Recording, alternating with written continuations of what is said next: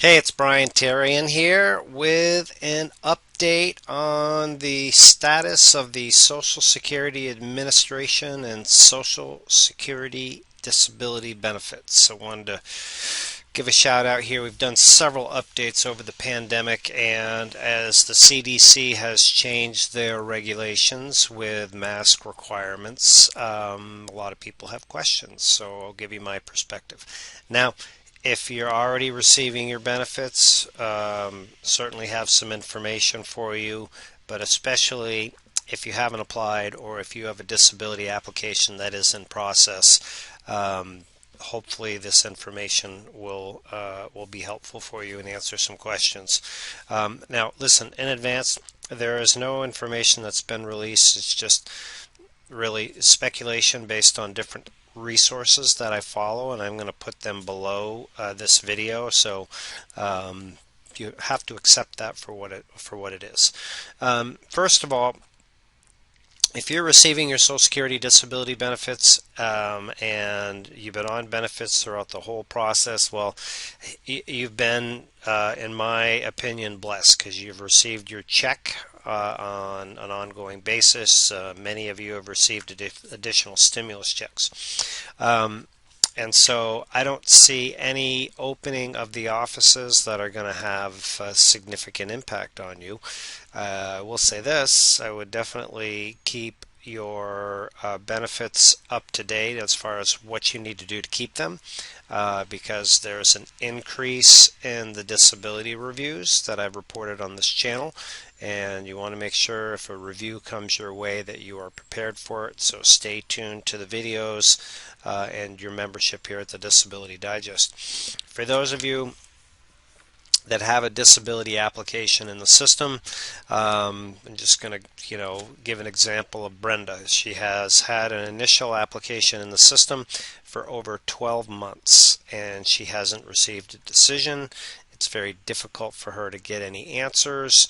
Her situation is not alone. Normally the process is Brenda would apply, she would have an answer within 6 months on her initial application, sometimes even 4. But here's what's happened.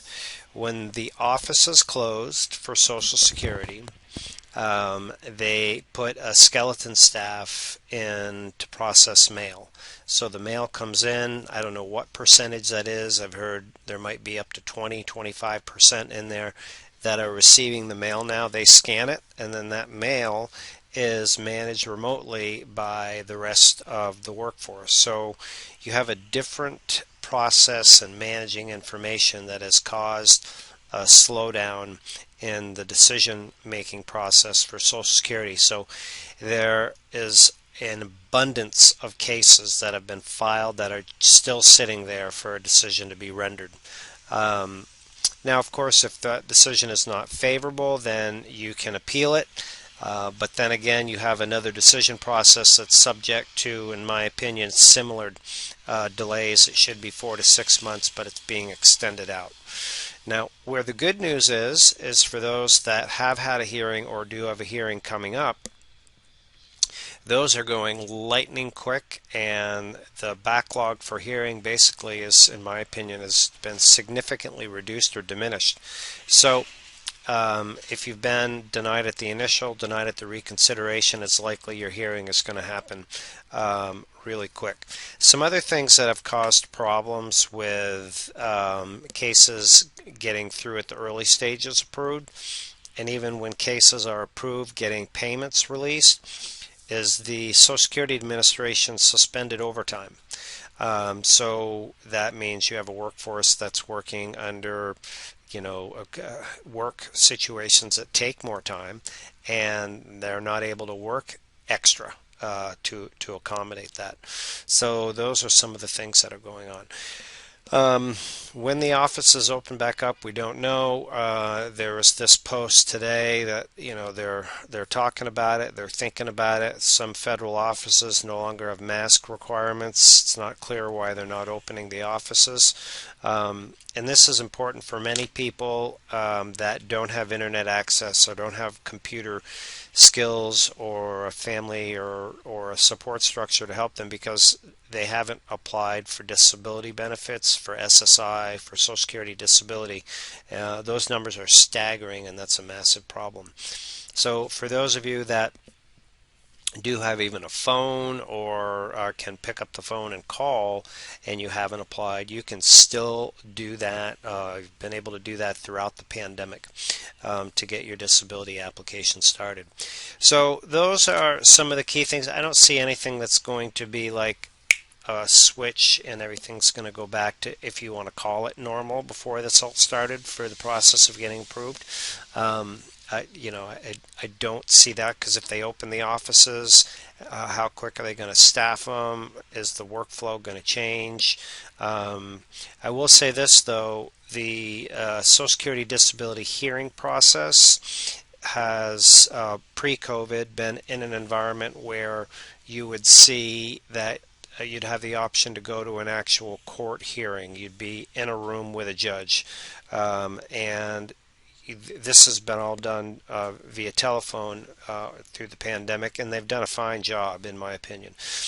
But I don't see the that structure and the circles that I travel in and work with and people in this industry see the disability hearings remaining in a virtual environment, maybe not done over the telephone, but maybe they need to be done in a video format where you can do like a Zoom type meeting at home or go to a local office and you're going to Zoom with a judge. So what does that mean for you?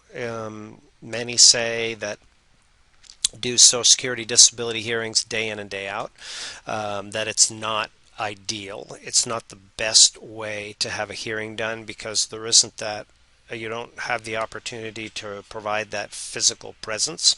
So what we are going to do is release some tips for you here on this channel and to our members of how you can provide evidence that will demonstrate your limitations that you could submit to Social Security in a digital format. Different things that you can do that hopefully will make a difference. So those are the key points that I wanted to cover here. Thank you for your time and attention here at the Disability Digest. We do this information to help you understand the big broad picture of what's going on out there with Social Security for your individual specific needs, whether you're trying to get your benefits and get approved or shave some time off the approval process or even know if you qualify for information like that, or if you've been approved and you want to know how to keep your benefits,